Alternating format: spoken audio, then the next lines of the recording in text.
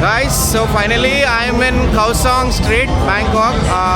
Happening బాగా జరుగుతుంటుంది కౌసాంగ్లో. ఎక్కువ చుట్టుపక్కల ఎక్కువ హాస్టల్స్ ఉంటాయి ఇక్కడ. ట్రావెలర్స్ అందరూ ఈ హాస్టల్స్లో cheap and best stay accommodation దొరుకుతుంటాయి. సో బాగుంటుంది స్టే. ఇది చూసారు కదా, ఫుల్ హ్యాపెనింగ్.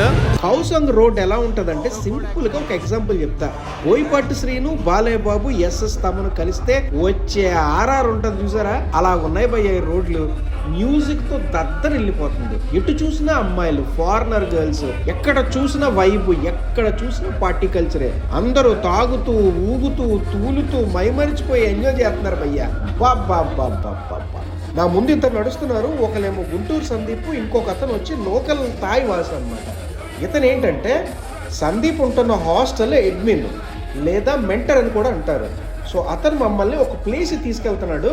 అక్కడికి వెళ్ళిన తర్వాత భయ్యా నా మైండ్ పాడైపోయింది. బ్యాంకాక్ లో ఉన్న అందమైన అమ్మాయిలందరూ ఒకే చోటే గుమ్ము కూడినట్టు ఉంది ఈ బార్. చూసారు కదా, ఈ బార్ పేరు సోజు అంట. అక్కడ తీసుకెళ్ళి వదిలేసాడు భయ్యా. అడవిలో పులిని వదిలినట్టు వదిలేడు. పులి ఏం చేస్తుంది భయ్యా? వేటాడేస్తుంది. అదే చేస్తున్నాం భయ్యా.